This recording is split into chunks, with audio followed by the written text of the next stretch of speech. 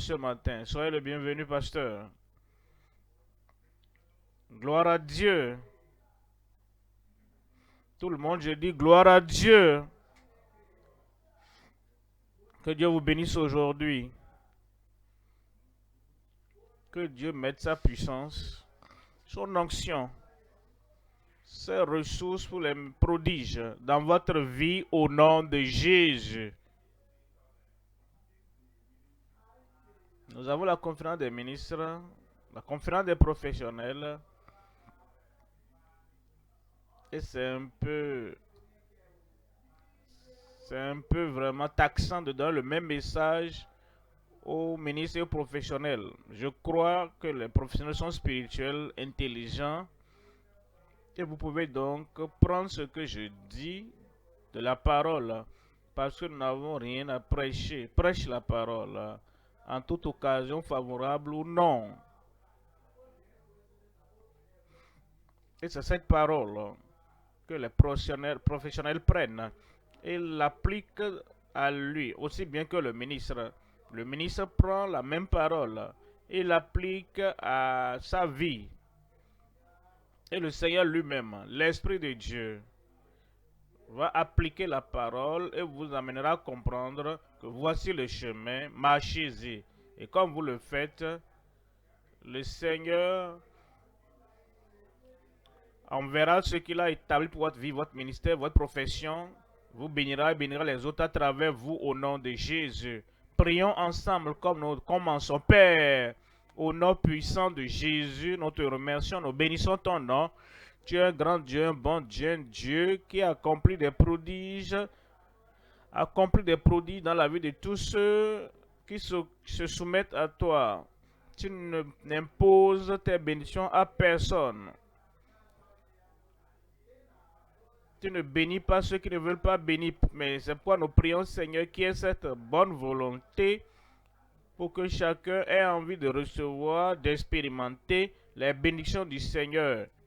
Et cette volonté, si vous avez la bonne volonté, vous êtes docile, vous mangerez les meilleures productions du pays. Nous savons que si nous n'avons pas la bonne volonté, nous ne pourrons pas recevoir la bonté de ta part. Nous demandons, Seigneur, qu'en ce jour, que tu impactes chaque vie, chaque ministre, chaque professionnel, et nous serons ce que tu as établi, que nous soyons au nom de Jésus. Merci Seigneur pour l'exaucement. Au nom puissant de Jésus, nous prions. Et le peuple de Dieu crie Amen. Merci, que Dieu vous bénisse pour vous asseoir. Comme vous comprenez, le thème que nous considérons pendant que nous sommes à cette conférence, c'est que nous puissions rencontrer le Seigneur, rencontrer ses prodiges, rencontrer le surnaturel. Et si nous avons cet esprit et que nous comprenons que c'est pour cela que nous sommes là, nous allons rencontrer le Seigneur de façon nouvelle dans nos vies au nom de Jésus. Aujourd'hui, je voudrais parler d'un sujet, mais il y a deux parties au sujet. Le thème est l'entrée et les exploits à travers Christ dans l'Église. Vous remarquez que nous disons dans l'Église, vous êtes venus du dehors. Vous êtes venus du royaume des ténèbres. Et maintenant, vous êtes venus dans le royaume de lumière. C'est seulement à cette condition que nous pouvons dire que vous êtes entrés dans l'Église. L'Église invisible, dans l'Église. L'Église militante, dans l'Église. L'Église conquérante. L'Église triomphante finalement dans l'Église. Et nous y entrons à travers Christ. L'entrée et les exploits à travers Christ dans l'Église. Il y a deux choses, l'entrée et ensuite les exploits. Ces deux mots, l'entrée, ça veut dire voici la porte ouverte et vous y entrez. Et vous entrez, vous vous retrouvez dedans. Vous venez du dehors et vous êtes maintenant dedans. Alors, le deuxième mot, c'est exploit. En réalité, les exploits se réfèrent aux miracles, se réfèrent au surnaturel, se réfèrent aux grandes choses que Dieu fait à travers son peuple. Mais de façon surprenante, ces deux mots, l'entrée et les exploits, sont différents. Et vous pouvez avoir l'un et ne pas avoir l'autre. Laissez-moi vous expliquer. L'entrée sans les exploits. Vous pouvez avoir l'entrée et vous ne pouvez ne pas faire des exploits. On nous a dit que Jean n'a accompli aucun miracle, aucun exploit. Mais de toute évidence, il était entré. Il faisait partie du royaume. Jésus a dit, de tous ceux qui sont nés de femmes, aucun n'est plus grand que Jean-Baptiste. De toute évidence, il était donc dedans. Il connaissait le Seigneur. Et il a vu Jésus venant. Il a dit, voici l'agneau de Dieu qui ôte les péchés du monde. Il était entré, mais il n'a pas fait des exploits. Alors, il y a des gens qui font des exploits, mais ça peut vous surprendre, mais qui ne sont pas entrés. Ils ne sont pas entrés dans le royaume. Ils ne sont pas enfants de Dieu, ils ne sont pas reconnus par le ciel. Leurs noms ne sont pas écrits dans le livre de vie au ciel, mais ils font des exploits. Beaucoup viendront me diront en ce jour-là, Seigneur, n'avons-nous pas prophétisé par ton nom? N'avons-nous pas fait plusieurs œuvres merveilleuses en ton nom? Mais il leur dira, je ne vous ai pas connus, je ne vous ai jamais connus, il les a jamais connus. Alors, comme étant des gens qui sont entrés dans le royaume de Dieu, voilà pourquoi nous ne parlons pas seulement des exploits, nous parlons d'entrée, nous parlons donc des exploits. Alors, si vous êtes vraiment entré et que vous êtes entré dans le royaume de Dieu par la foi en Christ, si vous êtes entré dans le royaume en vous détournant de vos péchés, vous êtes entré dans le royaume en sortant et vous êtes entré dans le royaume, alors la possibilité des exploits est là parce qu'il nous a donné son nom. Et il dit, si vous êtes entré, il vous donne son nom et tout ce que vous demanderez au Seigneur, il le fera. Alors donc, vous ne devez pas séparer dans votre vie, dans votre expérience, dans votre ministère. Vous n'allez pas vouloir séparer l'entrée des exploits. Vous devez vous rassurer que vous êtes entré. Et après vous êtes entré, vous êtes maintenant prêt, vous voulez prier et vous avez la clé, vous voulez avoir la clé qui mène dans le royaume pour que tout ce que vous liez sur la terre soit lié au ciel. Et tout ce que vous allez délier sur la terre sera délié au ciel. L'entrée et les exploits à travers Christ dans l'Église. En Jean chapitre 10, verset 9. Jean 10, verset 9. Je suis la porte. C'est par lui. Si quelqu'un entre par moi, il sera sauvé. Entrer dans le royaume, l'entrée dans l'église invisible, l'entrée dans la miséricorde de Dieu, l'entrée parmi le peuple qui appartient à Dieu, c'est pas le salut. Il dit, si quelqu'un entre par moi, il sera sauvé. Il entrera, il sortira et il trouvera des pâturages. Alors dans le verset 16, j'ai encore d'autres brebis qui ne sont pas de cette bergerie. Celles-ci qui ne sont pas de cette petite assemblée de 12, cette petite assemblée de 120, cette petite assemblée dans ta dénomination, dans ton assemblée, et qui ne sont pas de cette bergerie, celles-là, il faut que je les amène. Ceux qui entrent, c'est Christ qui les cherche, c'est Christ qui les trouve, c'est Christ qui se saisit d'eux et les sort des ténèbres et les amène à lui-même, la lumière du monde. On dit, il faut aussi que je les amène. Voici l'évidence qu'ils sont venus à moi. Voici l'évidence qu'ils m'appartiennent. Elles entendront ma voix. Elles entendront la parole de Dieu venant de Christ. Ils entendront la pensée de Christ venant de Christ. Ils écouteront ce que Dieu a établi. Ils ne seront pas des gens qui diront, je ne veux pas entendre. Ils ne sont pas entrés. Ils ne seront pas des gens qui diront, j'aime seulement les prodiges, je ne veux pas la parole. Ils ne sont pas encore entrés. Ce n'est pas des gens qui disent message, oubliez le message, qu'ils prient, moi je veux voir les miracles. Ils ne sont pas encore entrés. Ceux qui sont entrés, ils entendront ma voix. Il y aura un seul troupeau, un seul berger. Alors, Marc au chapitre 16, verset 15. Marc 16, 15. Puis il est dit, allez par tout le monde et prêchez la bonne nouvelle à toute la création. Celui qui croira, vous devez prendre la décision vous-même. Vous devez entrer vous-même. Ce n'est pas que nous entrons en tant que communauté. Nous entrons en tant qu'ensemble. Il dit, l'individu, celui qui croira et qui sera baptisé sera sauvé.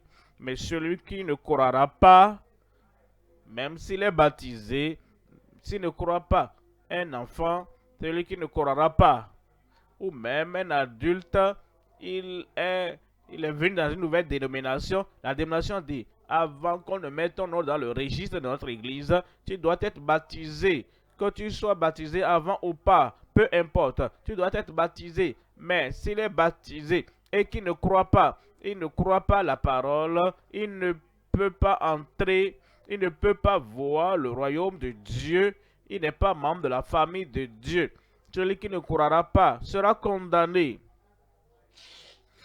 Après être entré, maintenant, voyez le verset 17. Voici les exploits maintenant. Premièrement, c'est l'entrée dans le royaume. L'entrée dans le royaume. Deuxièmement, ce sont les exploits que nous faisons. Dans le verset 17, voici les miracles qui accompagneront. Il ne parle pas des apôtres seuls. Tous ceux qui croient, ils sont venus dans le royaume. Maintenant, ils croient. Ils sont entrés. Et parce qu'ils sont entrés par la foi, cette même foi en eux, à travers eux, fera des exploits. Voici les miracles qui accompagneront ceux qui auront cru. À mon nom, ils chasseront les démons, les exploits. Ils parleront de nouvelles langues. Ce sont les exploits. Verset 18 dit, ils saisiront des serpents. Ça dit que des serpents, c'est pas qu'ils cherchent des serpents dans le désert pour dire, ah, je vais démontrer la puissance de Dieu.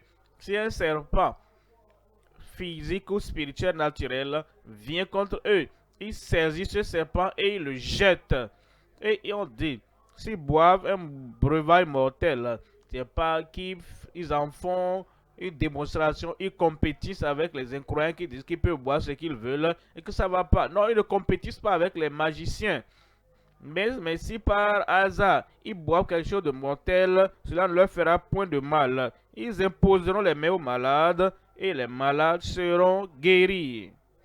Et quand vous mettez tout ensemble, vous avez le désir, vous avez le Messie vivant en vous, vous avez les miracles de Christ et tout, et ça va se manifester à travers vous au nom de Jésus. Je crois que vous allez donner un grand amen. L'entrée et les exploits à travers Christ dans l'Église. Il y a trois choses à considérer aujourd'hui dans ce message. Premièrement, l'entrée à travers Christ dans son Église. L'entrée à travers Christ dans son Église. Deuxième point, les expériences en Christ pour son Église. Et troisième élément, les exploits à travers Christ dans son Église. Voyons le premier élément. Premier point, l'entrée. L'entrée. Et cette entrée, c'est à travers Christ et Christ seul. Christ seul. Il n'y a pas un autre chemin. Nous n'entrons pas en nous lavant en nous baignant dans le Jourdain. Nous n'entrons pas en disant Seigneur, Seigneur. Parce que ça seul ne nous permet pas d'entrer. Nous entrons à travers Christ qui nous appelle à la repentance. Nous entrons à travers Christ qui dit repentez-vous et croyez à la bonne nouvelle. Nous entrons par Christ, nous avons entendu, il a payé le prix pour notre rédemption, nous regrettons les péchés que nous avons commis et nous revenons au Seigneur et nous croyons au Seigneur en nous appuyant sur le Seigneur comme le seul chemin qui conduit au royaume de Dieu et le chemin qui mène au Père. Nous entrons à travers Christ dans son Église.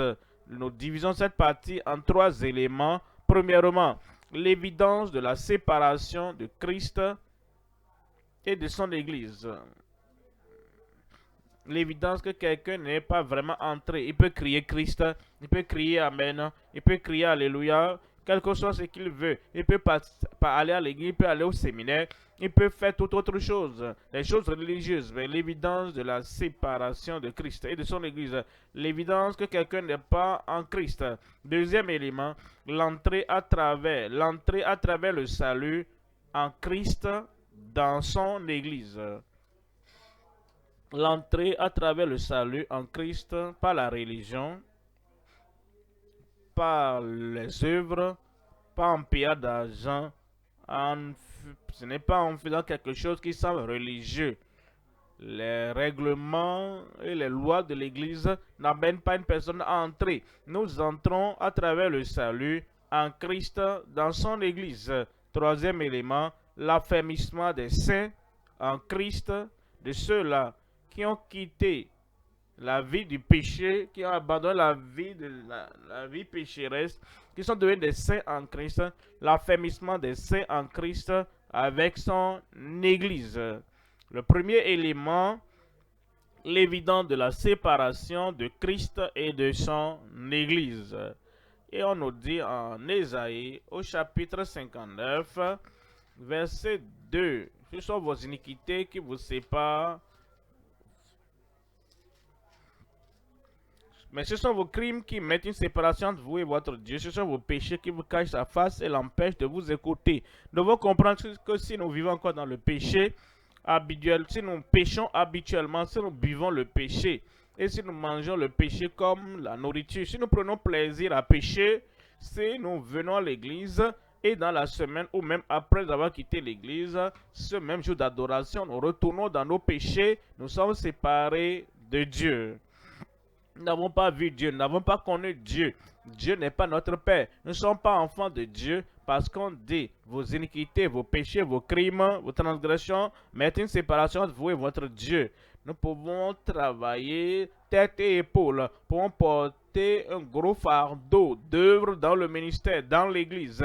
Mais si nous péchons encore, vous dites oh que c'est votre faiblesse et vous dites que c'est votre particularité. Cette particularité vous sépare du royaume de Dieu, de Christ et de l'église de Dieu. Voyons Éphésiens au chapitre 2, verset 12. Éphésiens 2, verset 12. Souvenez-vous que vous étiez en ce temps-là, au moment où vous étiez dans le péché, au moment où vous vivez dans le péché. En ce temps, vous pratiquez le mal, en privé ou en public. En ce temps-là, vous étiez sans Christ. Au moins, vous étiez religieux, vous sans être juste. En ce temps-là, quand vous avez le nom de Christ sur vos lèvres, mais vous n'aviez pas l'évidence du vrai salut dans votre cœur. En ce temps-là, vous étiez sans Christ, privé du droit de cité en Israël, étranger aux alliances de la promesse. La promesse de l'alliance, que je leur donnerai la vie éternelle, ils m'invoqueront et ils seront sauvés, pour que leur vie soit transformée. Si quelqu'un est en Christ, il est une nouvelle créature. Les choses anciennes sont passées, toutes choses sont devenues nouvelles. Alors, si cela n'a pas eu lieu, il dit, vous êtes étrangers aux alliances de la promesse, sans espérance et sans Dieu, sans espérance pour le ciel. Si vous mourrez dans cette condition de religiosité, si vous mourrez dans cette condition, vous êtes circoncis dans la chair et vous n'êtes pas circoncis de cœur. Si vous mourrez dans cette condition, en vivant dans le péché, même si vous dites que vous allez à la meilleure église de la ville, vous n'avez pas d'espérance pour le ciel sans Dieu dans le monde. Sans Dieu dans le monde. Alors, donc, il y a des gens qui sont séparés du Seigneur. Et c'est le péché de leur vie, le péché habituel, le péché du plaisir, le péché agréable pour eux. C'est ça qui les sépare. On nous dit en Jean, au chapitre 8, verset 24. Jean 8, verset 24. Jean 8, 24. C'est Christ qui parle ici. C'est pourquoi je vous ai dit. C'est Christ, il ne les motivait pas. Il ne plaidait pas avec eux. Il leur disait le fait. Vous devez connaître le fait. Avant d'avoir la foi sans la fondation, la foi sans les faits est morte. Vous devez comprendre les faits, que vous êtes au dehors, avant de pouvoir manifester la foi pour vouloir entrer. C'est pourquoi il leur disait, c'est pourquoi je vous ai dit. que vous mourrez dans vos péchés. Car si vous ne croyez pas que je suis, si vous ne croyez pas, un pécheur vient à l'église, le prédicateur prêche, il ne dit pas rien, il ne dit rien du salut, ou peut-être il s'appelle évangéliste, il ne parle pas du péché, il ne parle pas de la repentance, il ne parle pas de la foi en Christ, et à la fin, tous viennent pour lui serrer la main. Oh, sois le bienvenu. Tu es maintenant un enfant de Dieu, monsieur. Mais il ne s'est pas repenti, non, monsieur. Mais il n'a pas cru au Seigneur Jésus. Et tu le rassures. Tu es en train de tromper l'homme. Tu es en train de tromper cette femme-là. Si vous ne croyez pas, car si vous ne croyez pas que je suis, ce n'est pas que je suis, ce n'est pas moi et votre moralité, ni moi et la religion. Moi, que je suis le seul sauveur et le seul qui peut t'accorder la grâce pour entrer dans le royaume. Si tu ne crois pas cela, si tu as encore Christ et le gris-gris, Christ et le talisman, Christ et la religion, Christ et les idoles, si tu ne le prends pas tel qu'il est, seul et seul qui pourra sauver, c'est ce que Jésus-Christ a dit ici. Car si vous ne croyez pas que je suis, vous mourrez dans vos péchés. Voyez le verset 44 là-bas. Verset 44, il dit, vous avez pour père le diable. Direct, sérieux. Il les a identifiés et dit, vous connaissez votre vie, vous vous appelez enfant d'Abraham, vous vous appelez chrétien, vous vous appelez suiveur de Christ, mais il leur a dit, il y a des gens qui peuvent penser, oh, qui sont enfants de Dieu, qui sont déjà entrés, mais ils ne sont pas encore entrés, parce que Jésus a dit, vous avez pour faire le diable, et vous voulez accomplir les désirs de votre père.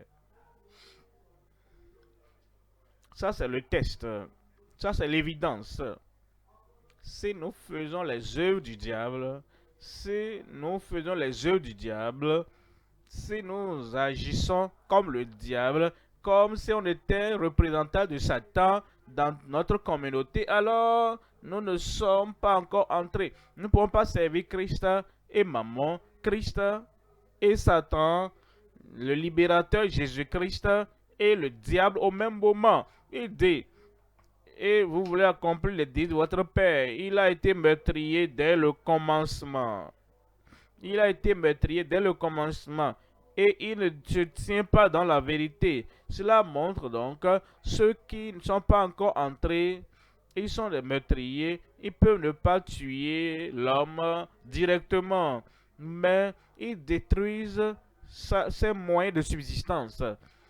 Ça, c'est une mort douce et lente. Vous ne voulez pas utiliser d'armes, mais vous lui ôtez la joie, le bonheur, la subsistance et la famille loin de cet homme. Jusqu'à ce que le monsieur est attristé, jusqu'à ce qu'il tombe mort. Il y a des gens qui le font et ils ne pensent pas à ce qu'ils font aux autres. Et ils tuent les autres. Ils sont en train de tuer les autres par leurs propos, par leurs actions, par leur manière de faire. Ça montre qu'ils ne sont pas encore entrés dans le royaume. Jésus dit, vous ne demeurez pas dans la vérité. Si vous venez quelque part et on dit la vérité, nous prêchons la parole. Et ça, c'est la vérité. Et il n'y a pas de moyen d'être sauvé sans la vérité. Dit, vraiment, je ne suis pas venu pour la vérité. Ce que moi je veux une manifestation dynamique de la puissance, mais pour la vérité, mais pour la parole de Dieu. Ah, moi je ne veux pas ça. Voici ce que je veux. Si tu ne te tiens pas dans la vérité, si tu fuis la vérité, oh, je ne veux pas entendre ça, parce que la sainteté, la justice, je ne veux rien entendre. Non, je ne veux pas entendre ça. Ce n'est pas possible que tu sois dans le royaume, parce que tu ne te tiens pas dans la vérité. Vous haïssez la vérité et il dit, parce qu'il n'y a pas de vérité en vous, en lui. Parce qu'il n'y a pas de vérité en lui. Lorsqu'il profère le mensonge, il parle de son propre fond. Il parle... Il y a des gens qui sont spécialisés à mentir. Ils protègent le moi. Ils projettent le moi. Ils sont en train de promouvoir le moi. Ils pensent que peut-être tu peux voir quelque chose, connaître quelque chose qui peut décroître leur valeur en ta présence. Et pour cela, ils peuvent peut-être mentir naturellement. C'est aussi naturel pour eux. Comme comme voler est naturel pour l'oiseau, comme nager naturel au poisson. Parce que ça fait partie de leur vie. Ils ont la nature de Satan. Ça, il peut être religieux, oublier la religion, mais il dit, quand il parle de son propre chef, car il est menteur et le père du mensonge. Il est le père du mensonge. Cela montre ceux qui ne sont pas encore entrés dans le royaume. L'évidence de la séparation de Christ et de son Église. Deuxième élément maintenant, l'entrée à travers le salut en Christ dans son Église. Nous entrons à travers Christ dans l'Église, l'Église invisible, l'Église militante, l'Église juste, l'Église qui est agréable au Seigneur. Voyons l'entrée en Matthieu chapitre 7, verset 13. Matthieu chapitre 7, lisons pas du verset 13. Entrée par la porte étroite. Ce sont les paroles de Jésus-Christ et lui le Sauveur. Lui qui connaît ceux qui sont sauvés, il sait comment être sauvé. Et Jésus-Christ, vous voyez, vous devez donc dépendre de Christ que les paroles de tout homme. Il dit, c'est si sérieux et c'est très important que si vous voulez entrer dans le royaume, entrez par Christ dans son église. Il dit, entrez par la porte étroite, car large est la porte. Spacieux est le chemin qui mène à la perdition. Jésus a dit, le chemin populaire, la voie large, la porte qui accepte tout le monde tel qu'il est. Il dit, bon, certaines personnes vous diront, repentez-vous. Nous, on ne prêche pas ça. Ils disent qu'ils ne prêchent pas la repentance là-bas. Certains diront, ta vie doit changer. Nous, on ne dit pas ça. On ne parle pas de changement ici. Hein. Qui que tu sois, quel que soit ce que tu es, avec tes bouteilles, d'accord, viens seulement. Avec tes paquets de cigarettes, viens seulement. Et avec ton adultère, fornication, non, viens seulement. Il ne rejette personne. Ah, ça, ce n'est pas vrai. Pourquoi il a pleuré aussi Jérusalem, Jérusalem? Oh, je t'aurais rassemblé à moi comme les poussins sont rassemblés, mais vous n'avez pas voulu. Et parce que vous n'avez pas voulu, je vous laisse votre maison désolée. Pourquoi tu dis qu'il ne rejette personne? Il rejette les gens. Pourquoi est-ce qu'il a dit à Judas Iscariote, fais ce que tu dois faire, mais sache que malheur à cette personne, à cet homme qui trahit le Fils de l'homme. Alors, il ira à la perdition. Pourquoi est-ce que tu dis qu'il ne rejette personne? Il rejette. Qu'est-ce que la Bible a dit? Certains ont cru en lui, mais ils n'avaient confiance en eux parce qu'ils connaissaient leur cœur. Ils savaient qu'ils n'étaient pas vraiment entrés. Si tu veux entrer, il faut alors la repentance, il faut la foi en Christ. Et il nous dit, la porte large, le chemin spacieux mène à la perdition, et il y en a beaucoup qui entrent par là. Verset 14 dit, mais étroite est la porte, resserrez le chemin, qui resserrait le chemin. Ça, c'est le Seigneur Jésus-Christ qui nous parle. Il dit que le chemin qui mène à Christ, à l'église, le chemin à travers Christ, le chemin qui conduit au royaume de lumière, c'est un chemin resserré qui conduit à la vie. Et il y en a peu. Il y en a peu qui les trouvent. Si nous suivons la multitude, alors, puis nous disons, oh, tous ces gens-là, ils sont nombreux. Hein. S'ils n'obtiennent rien de bien là-bas, comment est-ce qu'ils seront si nombreux comme ça? Jésus a dit, ceux qui aiment la repentance sans la foi en Christ, sans le changement et sans un changement de vie, ils sont nombreux. Et ils sont là-bas ensemble, sur le chemin large, pas ceux qui ont à la perdition, mais ceux qui trouvent le chemin resserré, le chemin étroit. Et ceux qui entrent dans le royaume, il dit, il y en a peu qui les trouvent. Je prie que tu le trouves au nom de Jésus. Verset 21. Ceux qui me disent, Christ parle. Ceux qui me disent, Seigneur, Seigneur, n'entreront pas tous dans le royaume des cieux, mais celui-là seul qui fait la volonté de mon Père qui est dans les cieux. Il y a une évidence que vous avez, que vous êtes entré. Vous ne savez pas ça avant. Vous le savez maintenant et vous le pratiquez parce que la grâce de Dieu est entrée dans votre vie. Voyons Jean chapitre 3. Jean chapitre 3, lisons à partir du verset 3. Jésus lui répondit, en homme religieux, un dirigeant dans la synagogue, lui répondit, en vérité, Dieu te le dit, si un homme ne naît de nouveau, il ne peut voir le royaume de Dieu. Et ça nous rassure que l'entrée dans le royaume est rendue évidente par la nouvelle naissance. Ça veut dire quoi? Quand nous sommes nés dans la chair, nous avons les œuvres de la chair. Ça, si c'est la seule naissance que nous avons, nous nous comportons. Nous sommes dans la chair, les convoitises de la chair, les œuvres de la chair, le caractère de la chair, les plaisirs de la chair. Si c'est la seule naissance que nous avons, nous ne pouvons pas aller au ciel. Si un homme naît de nouveau, il est né de l'esprit. Et le fruit de l'esprit va se manifester dans sa vie. Un changement est venu, une transformation est venue et il est maintenant né de l'esprit. Si cela ne se produit pas, il ne peut voir le royaume de Dieu. Voyez le verset 7. Verset 7, il dit, ne t'étonne pas que je t'ai dit, il faut que vous naissiez de nouveau.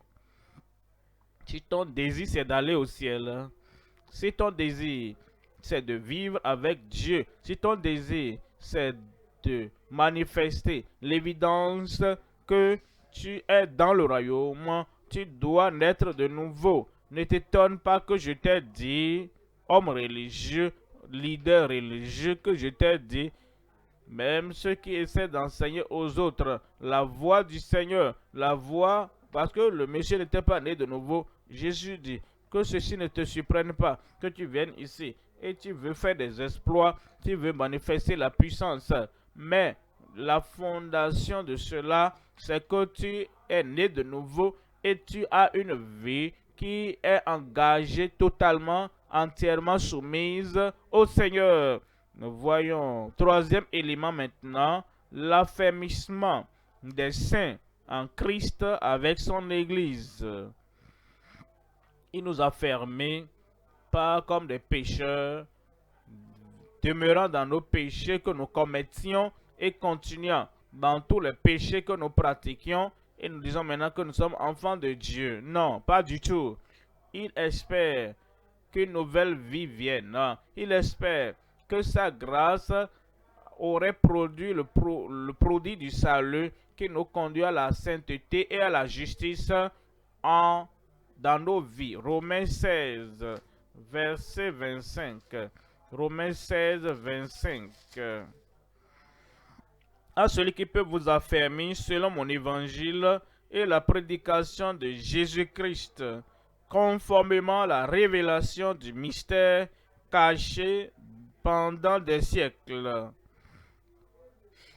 Verset 26 dit, mais manifesté maintenant par les écrits des prophètes, d'après l'ordre du Dieu éternel, et porté à la connaissance de toutes les nations, afin qu'elles obéissent à la foi.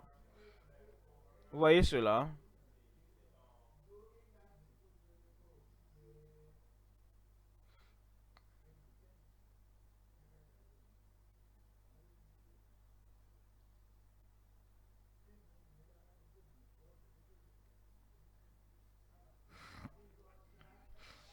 Nous ne devons pas continuer dans l'iniquité, dans l'injustice qui conduit à la perdition. Mais c'est quand nous avons la foi en Christ, la foi pour le salut, et nous croyons en lui. Quand nous disons que nous croyons en lui, nous croyons à sa parole, nous croyons à toutes ses déclarations, nous croyons à ce qu'il a dit. Et s'il nous appelle à la repentance, s'il nous appelle à l'obéissance, nous croyons à cela. Alors nous le suivons. Et nous avons l'obéissance de la foi. L'obéissance de la foi. Vous pouvez trouver un homme d'église, une femme d'église, Est-ce que vous pouvez voir dans sa vie, toutes les années où vous l'avez connu, c'est la désobéissance, c'est la rébellion, c'est la défiance à la parole de Dieu.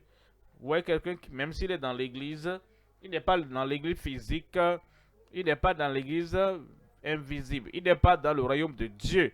Aidez. Nous sommes appelés de toutes les nations, nous sommes appelés à Christ, et quand nous venons, nous aurons l'obéissance de la foi. 1 Thessaloniciens chapitre 3, 1 Thessaloniciens chapitre 3, verset 12 dit que le Seigneur augmente de plus en plus parmi vous et à l'égard de toute cette charité. Ça, c'est l'évidence que nous sommes venus. Dieu est amour. Et quand nous entrons et que nous sommes dans le royaume, nous devons être saturés par l'amour. Et vous amènera donc à avoir cette charité que nous avons pour vous. Si nous augmentons dans l'anomosité, dans les rancunes, dans le non-pardon, si nous augmentons ça, nous ne sommes pas entrés. Ça, c'est la nature de Satan. Et la nature de Dieu, c'est l'amour. Et il dit maintenant que nous devons alors accroître dans l'amour envers tous, comme nous le faisons pour vous. Verset 13.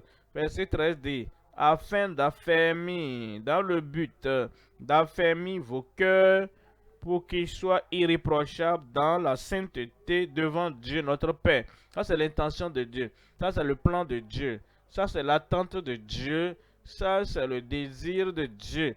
Ça, c'est afin d'affermir vos cœurs pour qu'ils soient irréprochables dans la sainteté devant Dieu notre Père lors de l'avènement de notre Seigneur Jésus avec tous ses saints. Nous continuons dans la parole de Dieu, nous nous accroissons, nous sommes affermis dans l'amour de Dieu avec tous les saints en Christ. 2 Thessaloniciens chapitre 3, verset 3. 2 Thessaloniciens chapitre 3, verset 3. Le Seigneur est fidèle, il vous affermira. C'est ce qu'il veut. Il ne veut pas que nous venions en Christ, que nous venions dans l'église, que nous sortons, nous entrons. Il veut que nous soyons affermés pour que nous soyons sauvés. Nous sommes convertis et nous appartenons au Seigneur. Et maintenant nous sommes affermés. Que nous soyons dans l'église où on adore B ou hors de l'église, n'importe où, que ce soit dimanche ou le lundi ou le mardi ou bien le mercredi, jeudi, vendredi, samedi, il veut que nous soyons tellement affermés que n'importe où nous serons, que nous menons cette vie de justice et nous sommes affermés dans la justice de Dieu. Et dit, car Dieu est fidèle, il vous affermira et vous préservera du malin. Il vous préservera du malin. Ça, c'est l'évidence que nous sommes entrés dans le royaume, que nous demeurons dans le royaume. Voyons verset 4 là-bas. Nous avons à votre égard cette confiance dans le Seigneur que vous faites et que vous ferez les choses que nous recommandons. La grâce pour le faire. C'est l'évidence que nous sommes entrés. La grâce pour observer. Tout ce que le Seigneur lui-même nous a donné, c'est l'évidence que nous sommes entrés dans le royaume. Et dans le verset 5, que le Seigneur dirige vos cœurs vers l'amour de Dieu et vers la patience de Christ. Cela montre ceux qui sont hors du royaume, ceux qui sont hors de l'église et ceux qui sont entrés par la repentance et la foi. Et cela montre qu'ils demeurent parce qu'ils ont l'obéissance de la foi. Deuxième point maintenant, les expériences en Christ pour son église. Les expériences en Christ pour son église. Quand nous disons que vous expérimentez quelque chose, c'est comme la nourriture, vous avez goûté. Vous savez si c'est bon ou pas, ou bien très bon ou pas, parce que vous l'avez expérimenté. C'est comme si vous êtes dans une communauté, c'est comme si vous connaissez ce qui se passe dans cette communauté. Et ce que vous avez goûté, ce que vous connaissez, Ce n'est pas ce qu'on a dit. Ce n'est pas autre personne, mais c'est pas expérience. Ça, c'est l'expérience dont nous parlons. Quand nous entrons par Christ, nous l'expérimentons. Nous expérimentons sa grâce. Nous expérimentons sa piété. Nous expérimentons sa gloire. Nous expérimentons sa pureté. Nous expérimentons sa puissance. Et c'est lorsque cette puissance opère en nous, lorsque cette paix est en nous, lorsque cette pureté est en nous, et nous le sentons, nous le savons, nous le ressentons, et nous vivons pas cela, et ceux qui sont autour de nous peuvent voir cette paix, cette pureté, cette puissance. Ça, c'est l'expérience dont nous parlons, les expériences en Christ pour son Église. Romains chapitre 5, verset 1. Romains au chapitre 5, à bas du verset 1. Étant donc justifiés par la foi, nous avons la paix, nous avons expérimenté la paix. Il y a la paix dans nos cœurs, la paix dans nos âmes et la paix du cœur. Il y a la paix autour de nous. Nous avons l'air tranquille, nous sommes paisibles, nous sentons la sérénité. Nous avons le calme dans notre esprit parce qu'il nous a justifiés. Il a ôté le fardeau du péché, il a ôté le châtiment du péché, il a ôté la culpabilité, la condamnation, et on dit alors, étant donc justifiés par la foi, nous avons la paix avec Dieu par notre Seigneur Jésus-Christ. Ce n'est pas par les bonnes œuvres, ce n'est pas par ta religiosité, ce n'est pas par tes traditions, ce n'est pas par le nom de la dénomination à laquelle tu appartiens.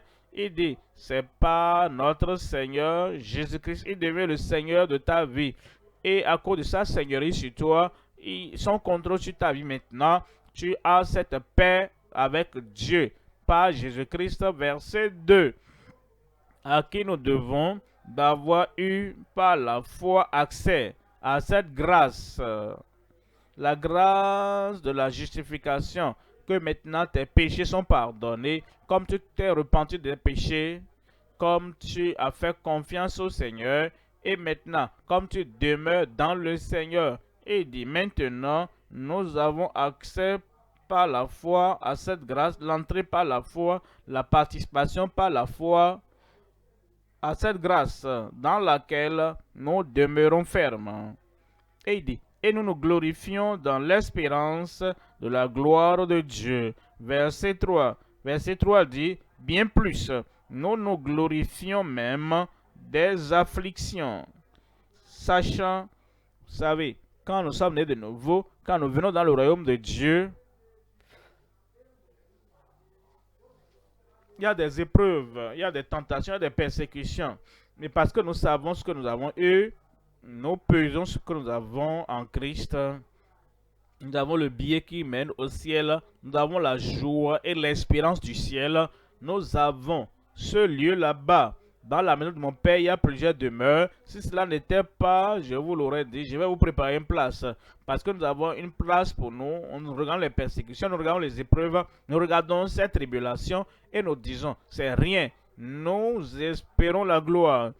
Si c'est sachant que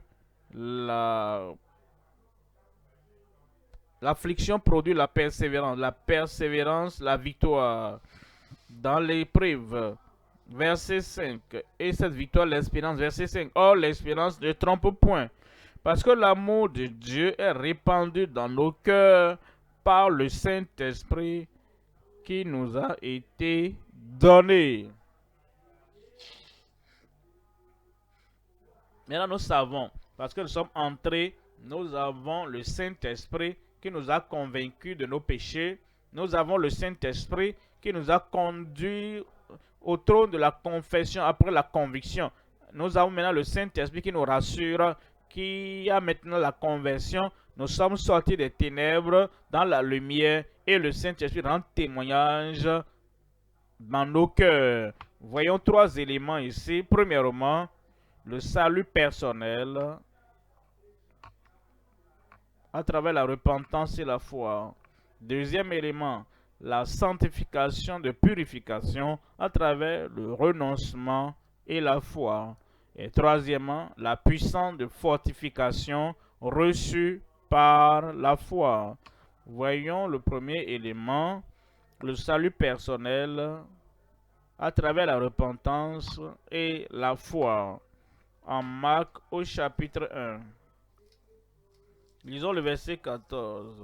Marc chapitre 1, verset 14.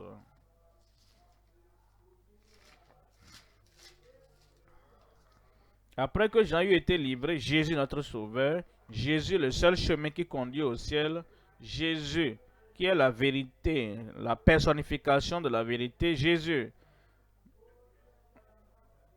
qui dit la vérité à tout le monde et la vérité que nous avons dans le salut du Seigneur. Jésus alla dans la Galilée prêchant l'évangile de Dieu. Qu'est-ce qu'il a prêché dans l'évangile? Verset 15. Il disait, le temps est accompli et le royaume de Dieu est proche. Comment entrer en repentez-vous et croyez à la bonne nouvelle. Repentez-vous et croyez à la bonne nouvelle. Si quelqu'un dit qu'il n'y a rien à faire, Christ a tout fait sur la croix, la seule chose qui reste pour toi à faire, c'est de croire, d'avoir foi. Ce n'est pas l'évangile complet. Voici l'évangile de Christ. Repentez-vous, détournez-vous de vos péchés, haïssez le péché et ensevelissez le péché. Alors, après l'avoir fait, croyez que le Seigneur a payé le prix pour vous. Actes des Apôtres, chapitre 20, verset 20-21. Actes, chapitre 20, 20.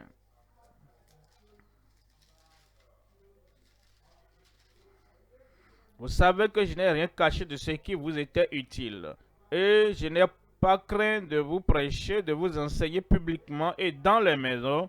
Qu'est-ce que tu leur as enseigné et qu'est-ce que tu nous enseignes et qu'est-ce que nous recevons de l'enseignement que tu as donné et tu as dit que tu l'as fait publiquement au pupitre et tu l'as fait en privé de maison en maison. Qu'est-ce qu'il a enseigné? Verset 21, annonçant aux Juifs et aux Grecs religieux et aux Grecs, les irréligieux, la repentance envers Dieu et la foi en notre Seigneur Jésus-Christ. C'est comme ça que nous sommes sauvés. La repentance envers Dieu, nous l'avons offensé Dieu. Tous sont péchés et sont privés de la gloire de Dieu. Et maintenant, nous voulons sortir de la condamnation du péché et nous voulons être convertis par le Sauveur. Voici le chemin. Repentez-vous. La repentance envers Dieu et la foi en notre Seigneur Jésus-Christ. En Luc chapitre 24, verset 45. Luc 24, 45.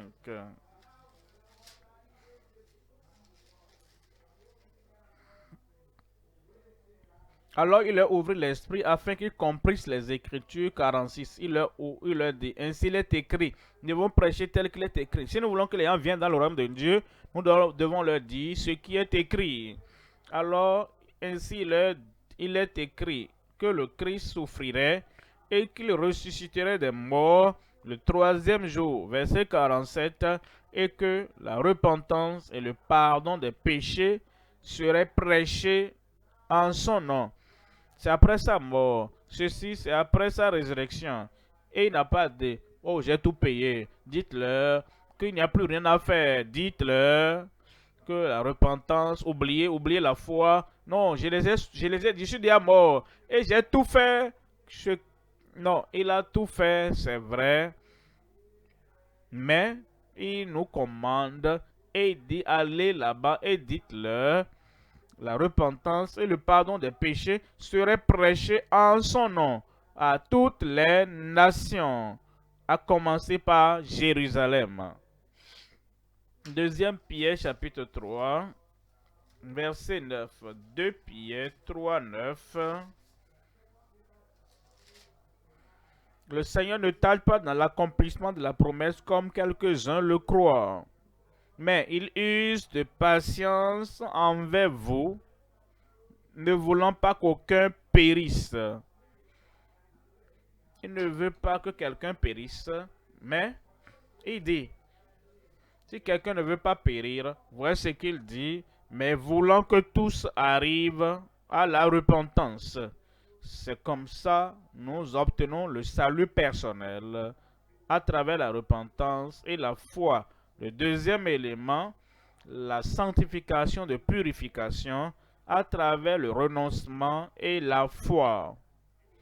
Il veut que nous soyons sauvés et Dieu merci, nous sommes sauvés. Si nous sommes repentis et avons cru au Seigneur Jésus-Christ, mais il veut que non seulement que nous demeurons dans ce salut, il veut que nous avançons, il veut que nous ayons une expérience de la sanctification. Et cette expérience n'est pas quelque chose que nous faisons progressivement. Ce n'est pas quelque chose, nous disons, quand une substance est dans une autre substance, cette substance devient comme l'autre. Ce n'est pas ça. Ceci est spécifique, défini, et c'est une expérience que nous obtenons en Christ. La sanctification de purification à travers le renoncement et la foi. En 1 Thessaloniciens chapitre 5, verset 22, abstenez-vous de toute espèce de mal. Nous renonçons à cela. Nous rejetons le mal. Nous jetons le mal. Nous tournons notre dos au mal de toute forme, de toute taille, de toute description. Abstenez-vous de toute espèce de mal. Maintenant, la prière que l'apôtre Paul a eu à faire pour les Thessaloniciens, que Christ a payé pour ses disciples, que Christ a fait pour ses disciples, nous devons faire pour nous-mêmes. Verset 23. Que le Dieu de paix, rappelez-vous, nous avons la paix à la justification, nous avons eu la paix quand nous étions justifiés par la foi en Christ. Nous avions la paix lorsqu'il a ôté tous nos péchés et les a mis dans la mer de son oubli. Et maintenant, il nous donne la grâce pour vivre dans la libération, dans la liberté, libre du péché. Dieu qui l'a fait, le Dieu de paix, vous sanctifiez lui-même tout entier, que tout votre être, l'esprit, l'âme et le corps soient conservés irrépréhensibles. Déjà, il nous rend irrépréhensibles comme il nous sanctifie. Et maintenant, il prie pour la préservation de cette vie irrépréhensible comme nous continuons jusqu'au retour de notre Seigneur Jésus-Christ. Verset 24, il dit, celui qui vous a appelé est fidèle, et c'est lui qui le fera. Il le fera dans chaque cœur, il le fera dans chaque vie, et il nous préparera pour le ciel. Et il va nous préparer en 2 Timothée chapitre 2, verset 21. 2 Timothée 2, verset 21. Il dit, si donc un homme, si quelqu'un se conserve pur, en s'abstenant de ces choses, il attend ce renoncement, il attend que nous rejetons toutes ces mauvaises choses. Et d'ici quelqu'un, c'est une femme, si une personne se purge en s'abstenant de ces choses, il sera un vase d'honneur, sanctifié, il sera un vase d'honneur, parce que maintenant, la grâce de Dieu, le sang de Christ est venu le purifier et il est maintenant sanctifié et il est maintenant utile à son maître propre à toute bonne œuvre. Après cette sanctification, verset 22, fuis les passions de la jeunesse, ne dis pas, je suis sanctifié, et maintenant, tu regardes les choses qui vont polluer ton esprit, je suis sanctifié, je suis saint, et tu es en train de toucher, et tu es en train de mener une vie négligente. Et dit, même après cette sanctification, et dit, fuis les passions de la jeunesse, et recherche la justice, la foi, la charité, ça c'est l'amour, la paix, avec ceux qui invoquent le Seigneur d'un cœur pur. 2 Corinthiens chapitre 4, verset 2.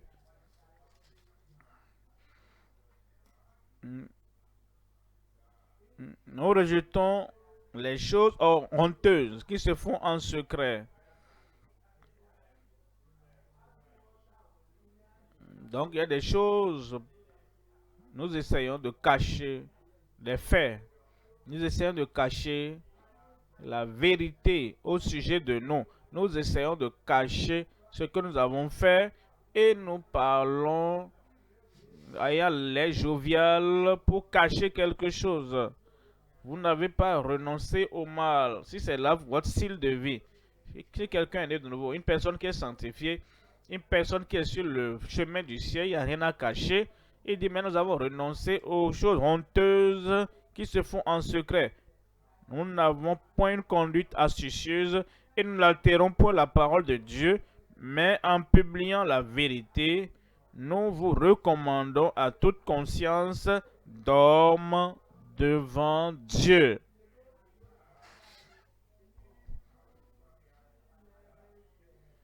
Il y a donc le renoncement, il y a la foi au Seigneur qui apporte cette expérience de la sanctification dans notre vie. Il nous dit en Actes chapitre 15, verset 9. Actes 15, 9. Il n'a fait aucune différence entre nous et eux, apôtres et les membres de l'Église. Il n'a fait aucune différence entre nous et eux, ayant purifié leur cœur par la foi. Si vous ne croyez pas, vous ne pouvez pas être sanctifié. Vous ne pouvez pas être purifié. Vous ne pouvez pas avoir une vie sans tache, une vie sainte. Parce que simplement vous êtes sauvé. Vous êtes sauvé parce que vous avez cru qu'il y a quelque chose qu'on appelle le salut. Vous êtes sauvé parce que vous avez placé votre cœur et vous avez cru qu'il va me sauver. C'est comme ça que vous êtes sauvé. C'est la même chose avec la sanctification. Si nous voulons avoir la sanctification, ça doit être la sanctification de la purification du cœur par la foi. Troisième élément maintenant, la puissance de fortification reçue par la foi. La puissance de fortification, c'est une expérience définie. Nous ne sommes pas en train de nous sommes pas en train de couler dans la prière. Nous devons être définis, nous devons être spécifiques. Seigneur, voici ce que je veux. Et c'est ce caractère défini qui nous donne l'expérience que nous avons de la puissance du Saint-Esprit dans nos vies. Et passés sont les jours où nous étions encore jeunes dans le ministère. Partout où nous allions, les gens priaient et déversaient leur cœur. Ils ne dépendaient pas des prédicateurs eux-mêmes. Ils cherchaient le Seigneur et ils étaient sauvés. Et vous pouvez voir l'évidence du salut. Et maintenant, ils continuaient. Je ne parle pas d'une église donnée. La vie profonde n'avait même pas encore commencé à l'époque de 69, 75, 71, 72, 73. Nous allions dans tous ces camps-là des croyants. Et vous voyez, les incroyants venaient. Et maintenant, nous enseignons et nous parlons de l'expérience définie que nous avons dans le Seigneur. Et ils sont venus de différentes dénominations, des gens, des âgés, les jeunes, et les gens vraiment cherchaient la face du Seigneur. Ils étaient sauvés. Et vous pouvez voir à travers leur vie, vous pouvez voir effectivement que les choses étaient différentes. Ce que je faisais, je ne fais plus. Là où j'allais, je ne vais plus là-bas. Et nous revenons. Et alors, nous prions et déversons nos cœurs. Et nous étions sanctifiés. Et nous voyons, nous savons, nous sentons, nous ressentons que cette sanctification et les choses changeaient. Alors nous sommes revenus, nous avons dit que nous avons la bénédiction de la puissance du Seigneur. En ce moment, ils recevaient la puissance du Saint-Esprit. Ils étaient fortifiés dans leur âme, dans leur esprit. Ils étaient fortifiés dans leur marche chrétienne.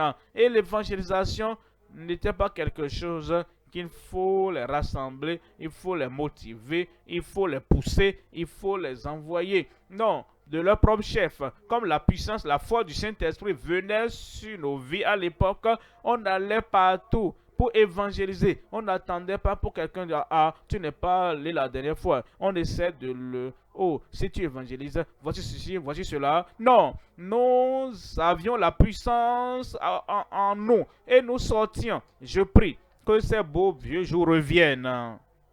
Dans ta vie, ça va revenir. Dans ta famille, ça va revenir. Et dans l'église locale, à laquelle nous appartenons, ça va revenir au nom de Jésus. Voyons Matthieu chapitre 3, verset 11.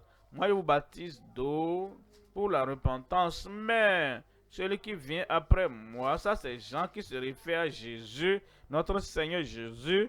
Celui qui vient après moi est plus puissant que moi et je ne suis pas digne de porter ses souliers.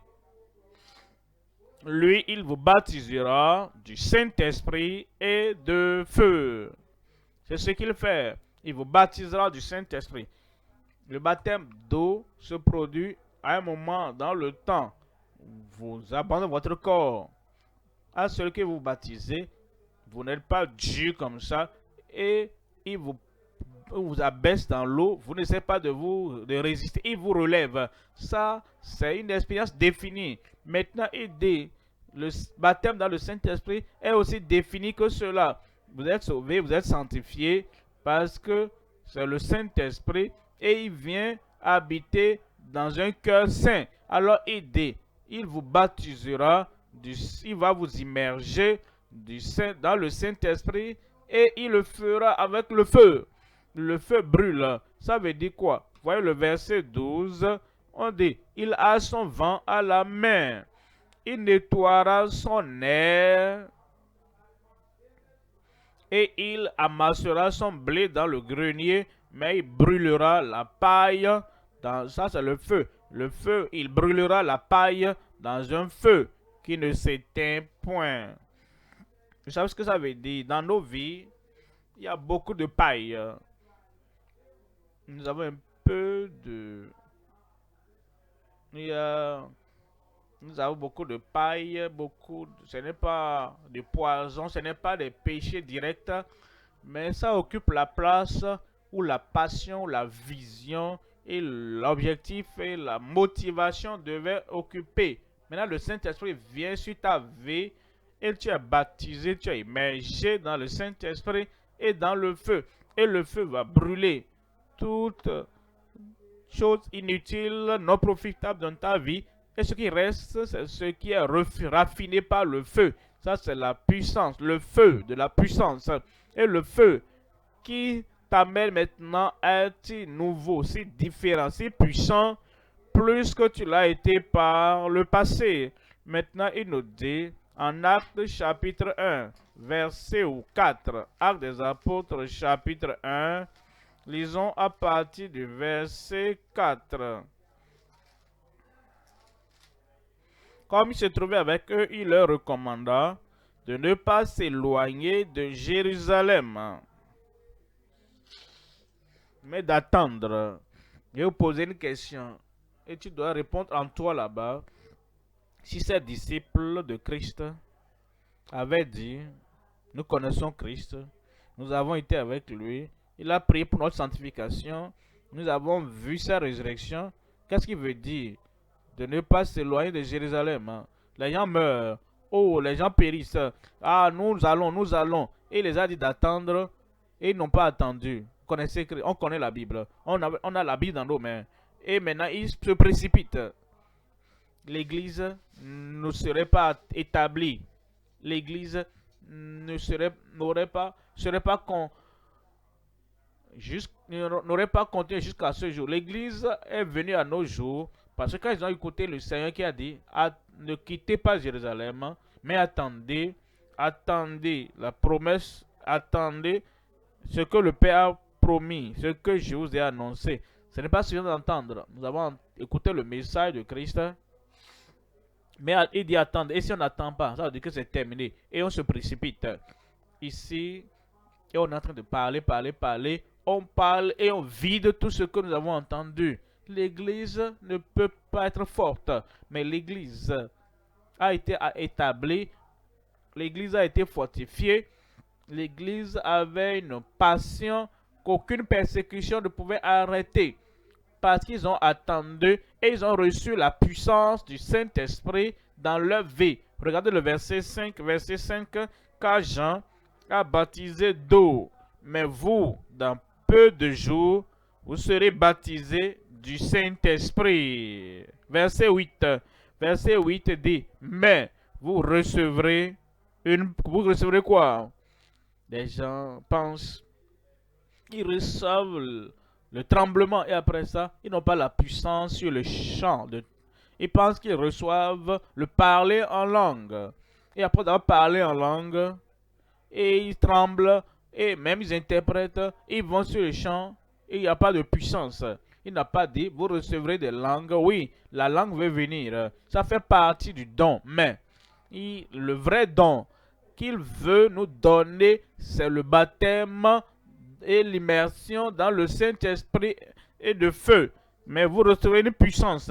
Le Saint-Esprit survenant sur vous.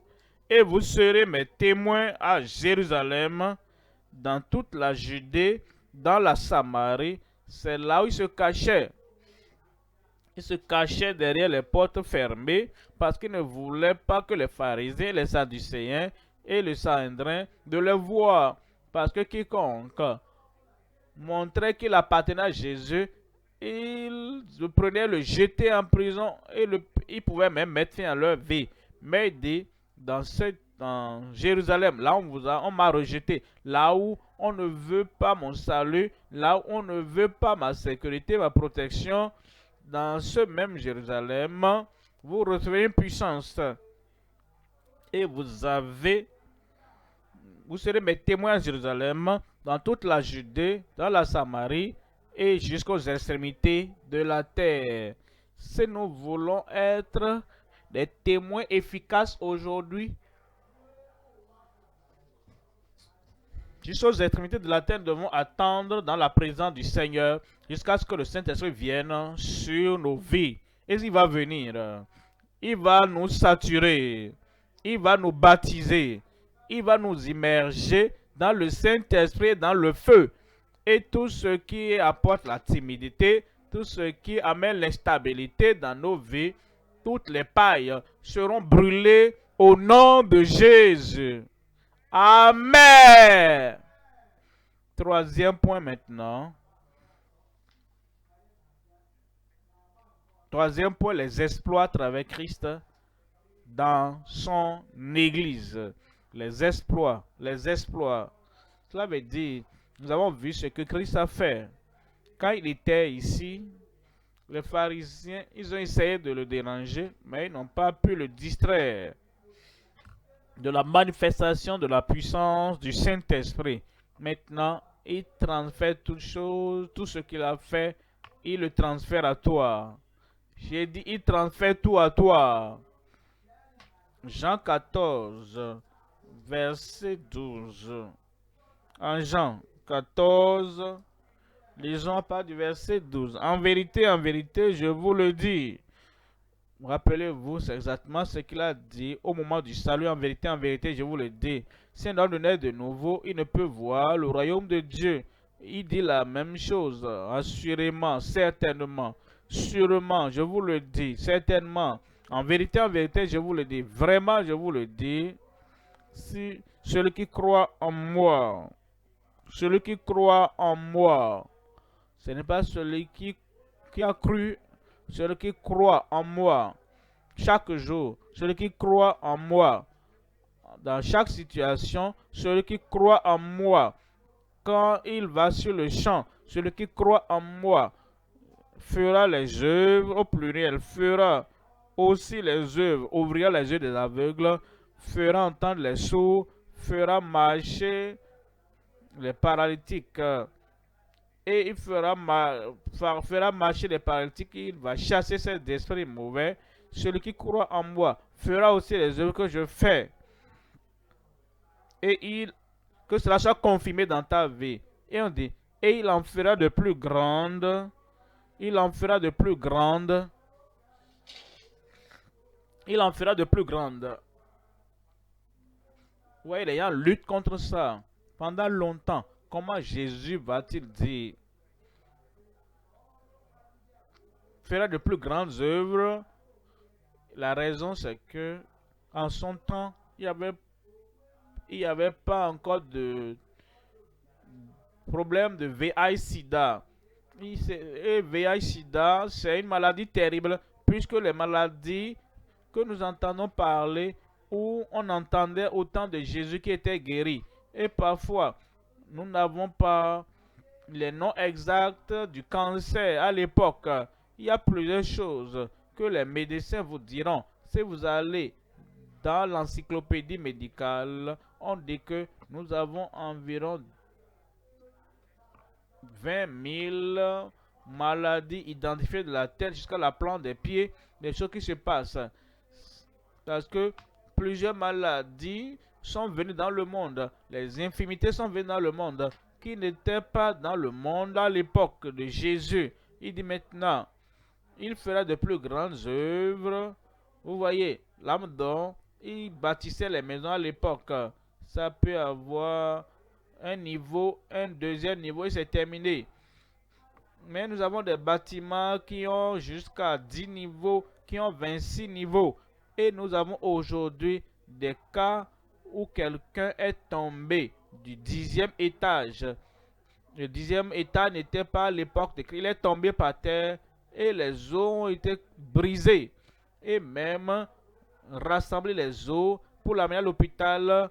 Pendant qu'ils le font, quelqu'un vient et les plus grandes œuvres, parce que ce type de choses n'était pas là. Il prie pour lui et les os sont rassemblés et la personne saute et il marche et continue à marcher. Il fera de plus grandes œuvres parce qu'il y a plusieurs choses qui se passent aujourd'hui qui n'existaient pas sur la terre à l'époque. Et quel que soit ce qui se passe et quel que soit le défi, nous pouvons prier au nom de Jésus. Et le Seigneur exaucera.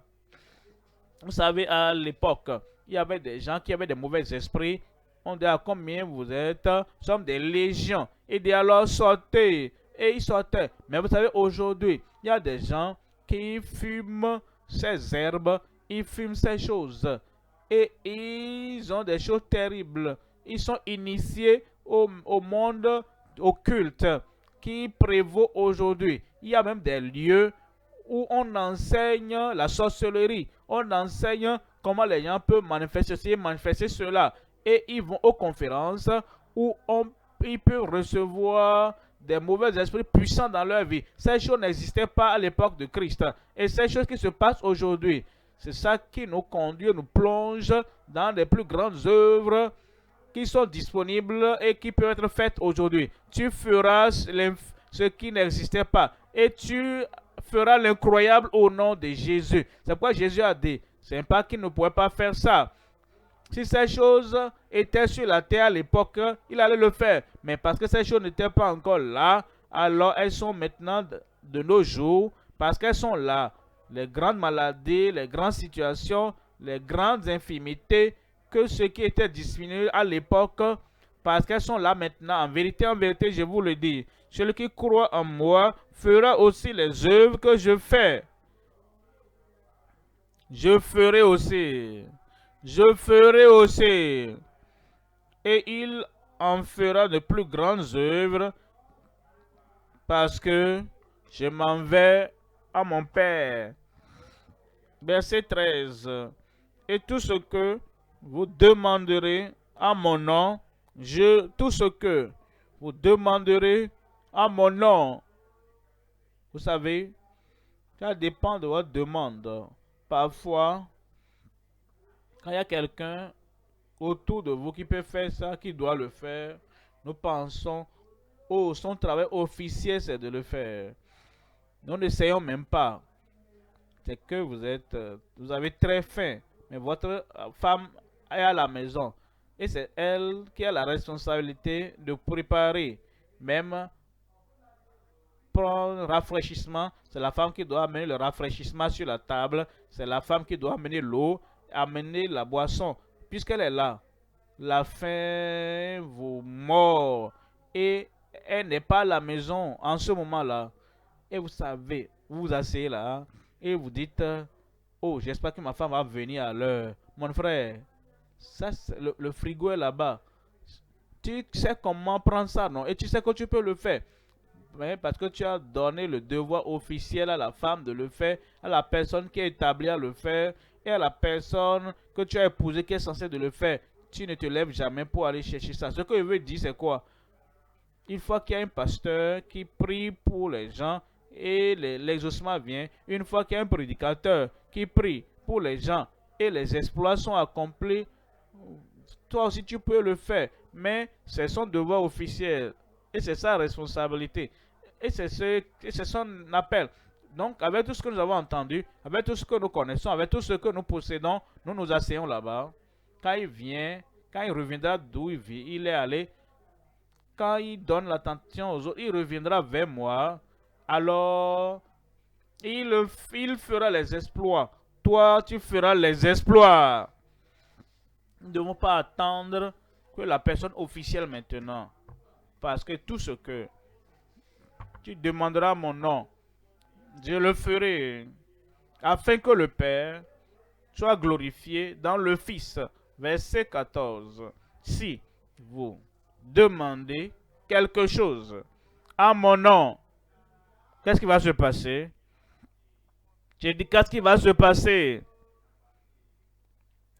Si chacun, ayant cette puissance, ayant cet appel, se lève et le fait, des miracles vont se multiplier dans ta vie, dans ma vie, dans nos vies. Ça va se passer au nom de Jésus. Un évangéliste est venu de l'Angleterre. Et les étudiants qui l'ont invité m'ont demandé, on dit qu'ils veulent ma photo sur le poster dans cette ville, mais dans notre pays ici, ils ne connaissent pas cet homme qui vient. Moi, je connaissais le monsieur, mais plusieurs ne le connaissent pas. Ils ont dit, si on met seulement sa photo et son nom, les gens ne vont pas venir. Mais ils te connaissent. Nous ne te demandons pas que tu viennes prêcher. On ne te demande même pas de venir, mais on veut seulement ta photo. Est-ce qu'on peut mettre ta photo à côté de lui? J'ai dit, il n'y a pas de problème. Ils ont mis ma photo. Et ils ont mis la photo de l'autre, le vrai, l'homme officiel, évangéliste. Ils ont mis son nom. Et il est venu. Et il a commencé la croisade. Ces étudiants m'ont appelé. Parce qu'ils ont vu ta photo sur le poster. Ce serait bon que tu t'asseyes. Tu ne prêches pas, hein. Tu ne pries pas, hein. Tu ne fais rien. Assieds-toi seulement là. Pour que les gens sachent que nous n'avons pas volé ta photo de quelque part pour coller ça là-bas. J'ai dit d'accord. Donc cette nuit-là, nous sommes arrivés là-bas.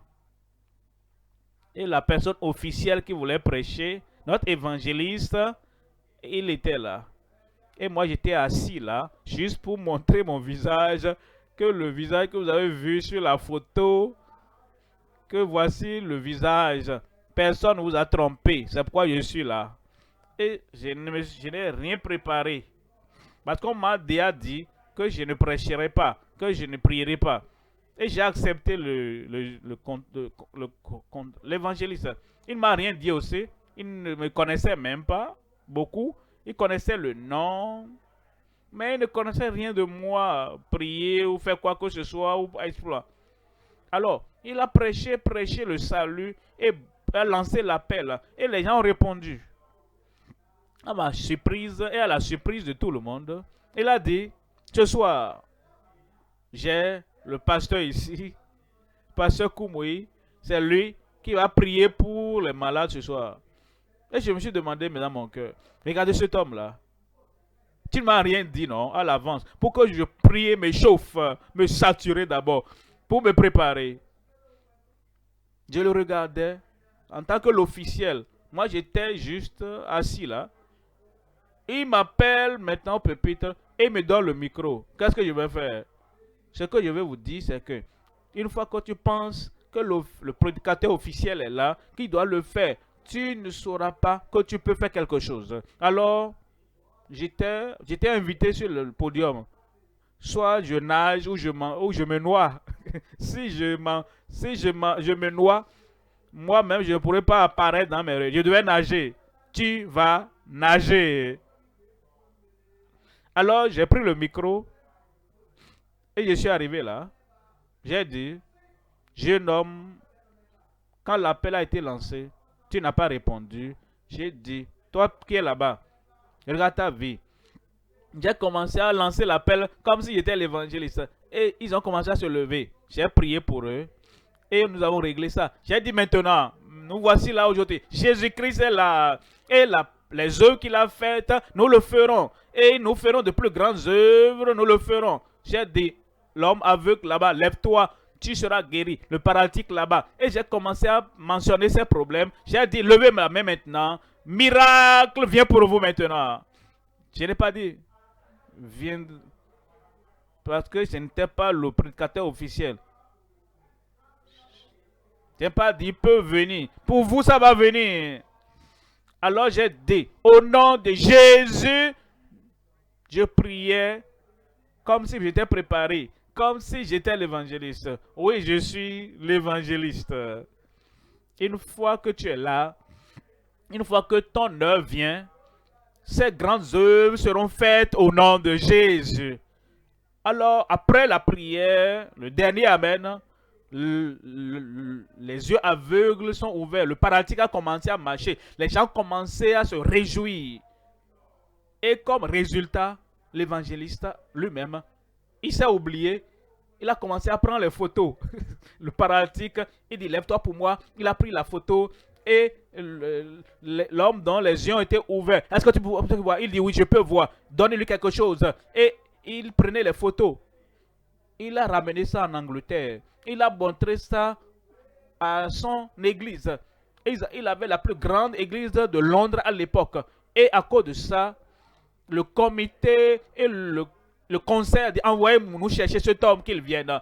Et ils m'ont envoyé une lettre et ils ont dit, viens nous enseigner les dons de l'esprit, sur la puissance, sur les exploits. Parce que un homme non officiel a accepté le défi et de grandes choses ont commencé à se passer.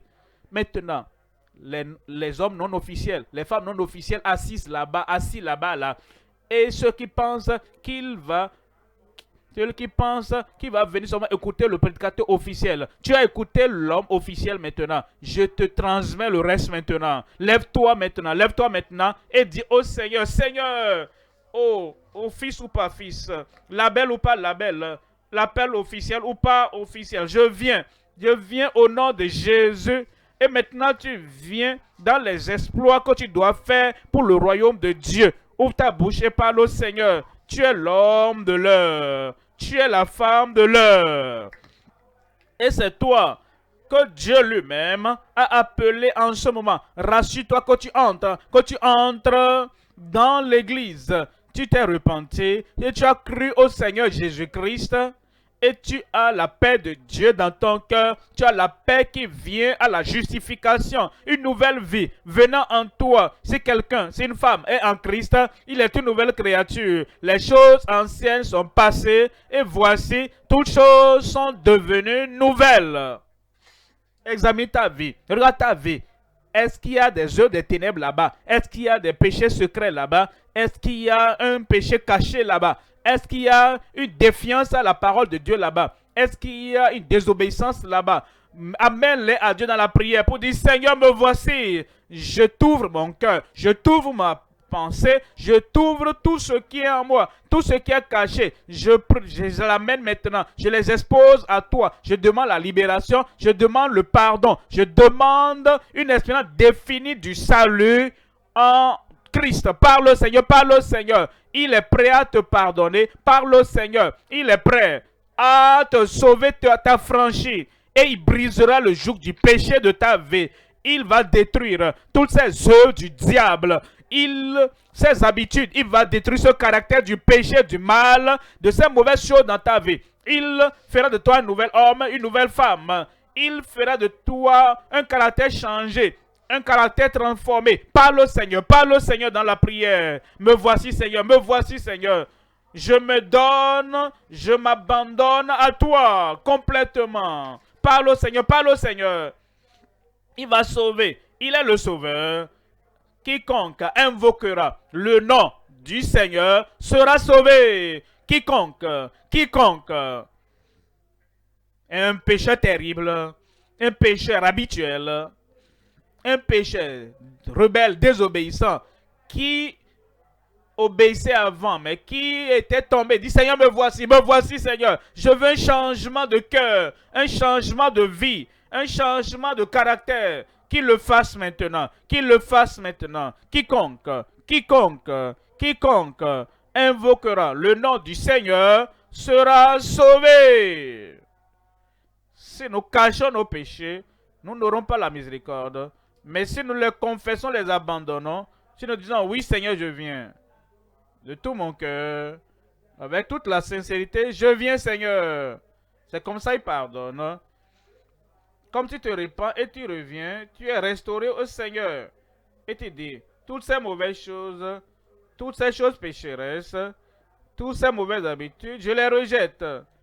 Je les rejette de ma vie.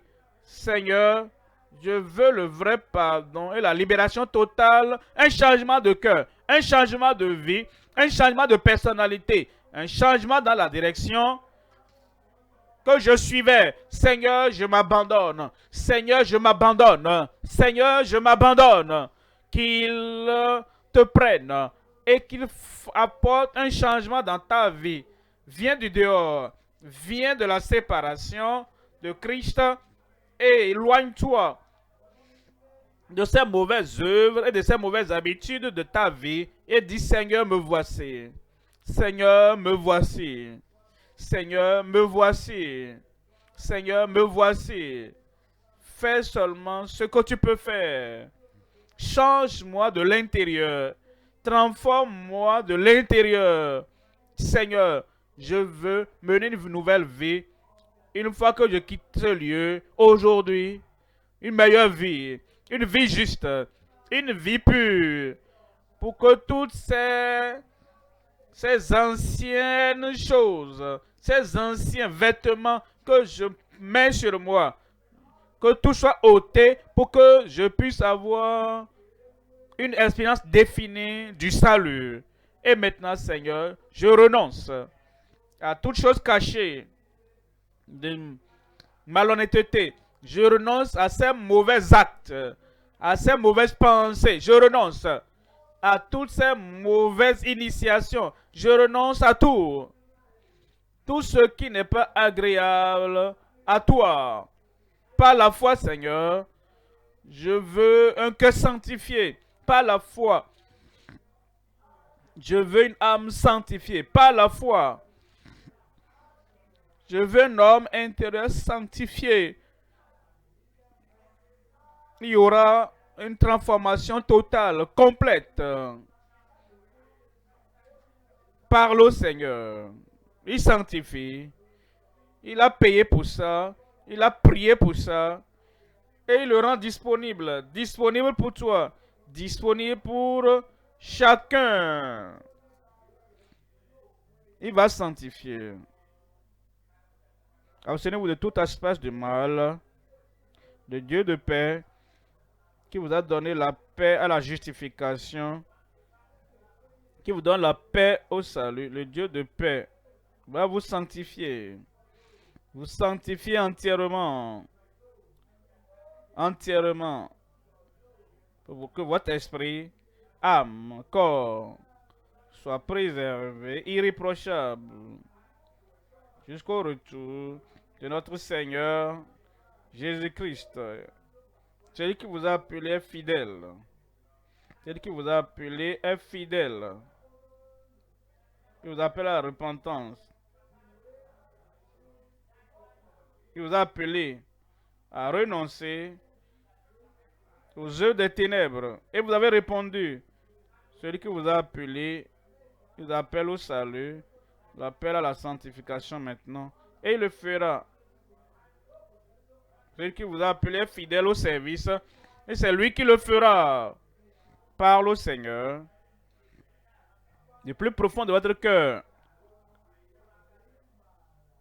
Sans la sainteté, personne ne verra le Seigneur. Mais avec cette conviction, et vous savez, il peut vous rendre saint entièrement et totalement. Avec cette conviction, venez au Seigneur. Dites Seigneur, je viens.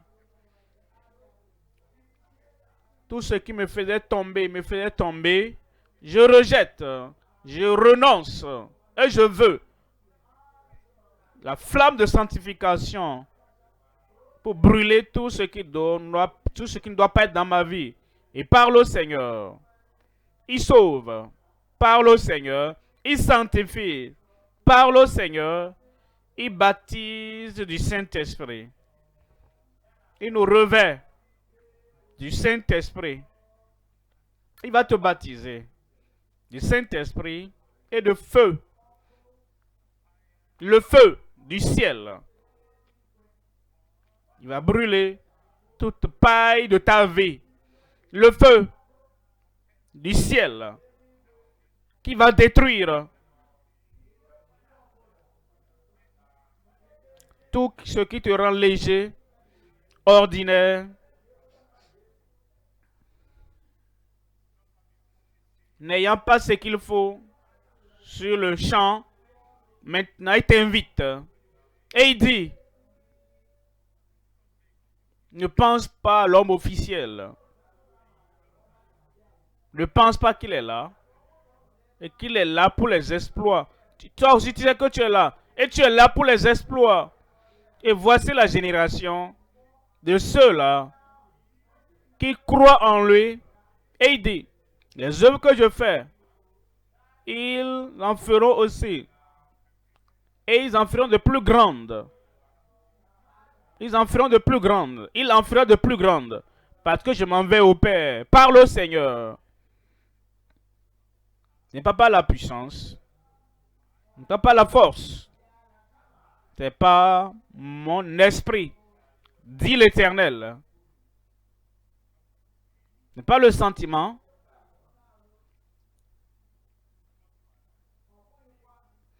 Ce n'est pas l'activité religieuse, mais par mon esprit. Parle au Seigneur. Restez à Jérusalem. Attendez pour ce que le Père a promis. Comme vous l'avez entendu, Jean a baptisé d'eau. Mais Christ, le gloire, Christ, celui qui est allé au ciel, assis à la droite de la majesté d'en haut, il vous baptisera du Saint-Esprit et vous recevrez une puissance, une puissance intérieure, la puissance avec le courage, la puissance avec la force spirituelle, la puissance, vous recevez une puissance. Le Saint-Esprit survenant sur vous. Pour écouter le message, c'est une chose. Maintenant, recevoir la puissance du Saint-Esprit dans nos vies. Ça, c'est la vraie chose. Parle au Seigneur maintenant. Seigneur, beaucoup nous attend. Une grande œuvre nous attend. Une œuvre importante nous attend. L'œuvre d'évangélisation nous attend. Notre appel nous attend. Et il dit, voici la puissance dont nous avons besoin. Voici la puissance dont nous avons besoin. Pour que cette puissance soit manifestée à travers toi, à travers nous, par les frères, à travers les sœurs. La puissance. Parle au Seigneur. Tu seras son témoin à Jérusalem, dans toute la Judée, dans la Samarie, jusqu'aux extrémités de la terre. Donne-toi au Seigneur. Abandonne-toi au Seigneur. Dis Seigneur, me voici. La puissance. Que ces faiblesses disparaissent de ma vie. Que cette timidité disparaisse de ma vie. Que cette crainte disparaisse de ma vie. Que l'incrédulité disparaisse. Que la foi vienne. Dis Seigneur, me voici. Remplis-moi. Immerge-moi. Plonge-moi dans le Saint-Esprit. Et emporte la puissance. La puissance qui fait l'impossible.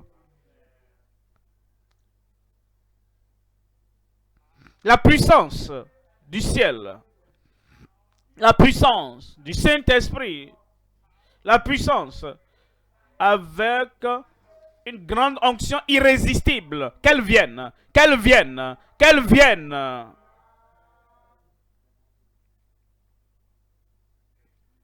Et tu iras avec cette puissance,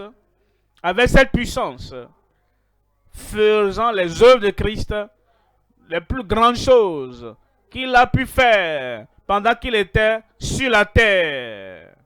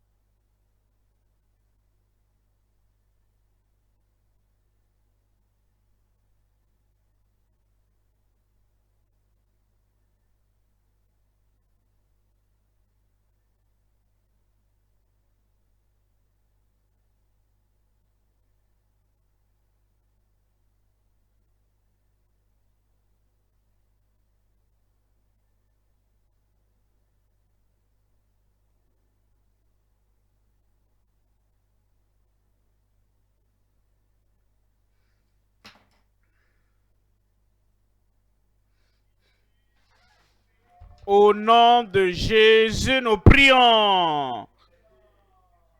Peuple de Dieu, serviteurs de Dieu, qui feront des exploits pas de maintenant et de plus grandes œuvres que tu n'as jamais vues avant. Au nom de Jésus, nous prions. La foi pour recevoir, la foi pour expérimenter, la foi pour aller et faire des exploits au nom du Seigneur. Que Dieu nous l'accorde au nom de Jésus. Lève ses mains. Père, nous te remercions pour ta parole, qui est le même hier, aujourd'hui et éternellement. Seigneur Jésus, nous te remercions.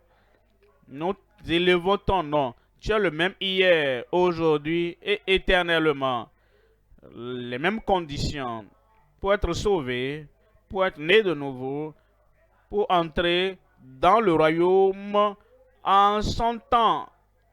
La même condition que tu donnes aujourd'hui. Je prie pour chacun qui a entendu la parole se lever, laisser les péchés derrière et laisser les ténèbres derrière et laisser les péchés habituels derrière pour se lever, revenir à toi et entrer par Christ la porte dans le salut. Accorde à chacun au nom de Jésus. Seigneur, je prie la vie qui ne joue pas la religion pour aller en enfer, la vie qui ne joue pas à la fréquentation d'église au lieu de la chrétienté pour aller en enfer. Je prie que le cœur qui a un changement, une transformation, une nouvelle vie et la grâce qui vient et nous amène à haïr tous les péchés du passé, accorde à chacun de nous au nom de Jésus. Et nous prions, Seigneur, après ce salut, qui apporte la nouvelle vie en Christ, qui apporte la libération du péché, qui donne un caractère, le caractère qui reflète que nous avons été avec Christ. Je prie, Seigneur, que cette grâce, cette foi, cette expérience accorde à chacun au nom de Jésus la sanctification qui nous amène à aimer la sainteté, accepter la sainteté, croire à la sainteté, prêcher la sainteté et vivre une vie de sainteté transparente, de sanctification. Donne à chacun au nom de Jésus. Et la puissance d'en haut. Seigneur, tu ne veux pas de faiblesse dans ton service. Tu ne veux pas que nous restons tels que nous sommes, tels que nous avons été. Tu veux que nous ayons la puissance. La puissance, nous l'aurons. Satan ne veut pas que nous ayons la puissance parce que cela nuira à son royaume. Et ceux qui sont pour Satan, il ne veut pas que l'Église ait la puissance parce que ça va les mettre hors de service. C'est pourquoi nous prions, c'est la puissance d'en haut. La puissance avec le feu céleste, la puissance irrésistible, la puissance avec le courage, la puissance avec l'intrépidité. Accorde à chaque frère, à chaque sœur, à chaque prédicateur, à chaque pasteur, à chaque ouvrier chrétien, à chaque professionnel, au nom de Jésus. Si nous voulons changer quelque chose dans le monde de la corruption, le monde du mal, si nous ne voulons pas dominer l'Église, engloutir l'Église et submerger l'Église, les ministres de l'Église, les ouvriers de l'Église, les membres de l'Église, les croyants de l'Église doivent avoir la puissance. Seigneur, tous les jours de faiblesse sont passés. Les jours de tremblement devant l'ennemi, ces jours sont passés. Les jours, on entre, on sort, le même tel que nous sommes venus, ces jours sont passés. Je prie, Seigneur, ouvre la porte et les fenêtres du ciel sur ton peuple aujourd'hui.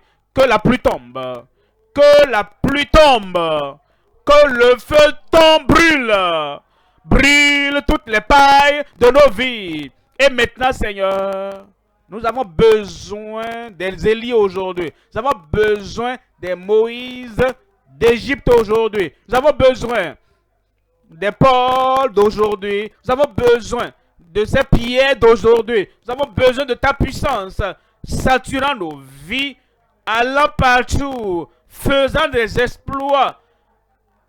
Que cela nous arrive en notre temps au nom de Jésus. Puissance, puissance, puissance. Sur toi, mon frère là-bas. Sur toi, ma soeur là-bas. Sur toi, ouvrier. Sur toi, chacun puissance aujourd'hui au nom de Jésus. Seigneur, comme tu as donné la puissance à Samson, et il allait dans le champ. Tu as donné la puissance à Gédéon. Il a commencé à faire ce que tu l'as appelé à faire. Tu as donné la puissance à Philippe. Il n'était même pas un apôtre. Il allait en Samarie. Et tous ces lieux ont goûté la puissance, le feu du Seigneur. Je prie que cette puissance vienne sur chacun maintenant au nom de Jésus. Nous sommes plus faibles. Nous sommes plus timides. Nous ne tremblons plus. Frère, sœur, va dans cette force. Les démons ne pourront pas tenir devant toi. Les mauvais esprits ne pourront pas tenir devant toi. Toutes ces puissances des ténèbres, ceux qui attendaient, qui disaient, oh, on sait ce qu'on va faire, on va l'empêcher. Rien ne pourra plus t'empêcher. Le feu va devant toi. Le feu va te suivre de derrière. Le feu va t'environner. Et aucune ruse du diable, aucune manœuvre du diable ne pourra t'avoir. Le feu, la puissance du feu va les brûler, va sauver les âmes, va guérir les malades, va ressusciter les morts. La puissance qui agit en Christ agira dans ta vie. Seigneur, confirme-le dans chaque vie au nom de Jésus. Merci Seigneur parce que nous savons que c'est fait. Au nom de Jésus, nous prions. Maintenant, j'ai la puissance. Le Seigneur le confirme au nom de Jésus.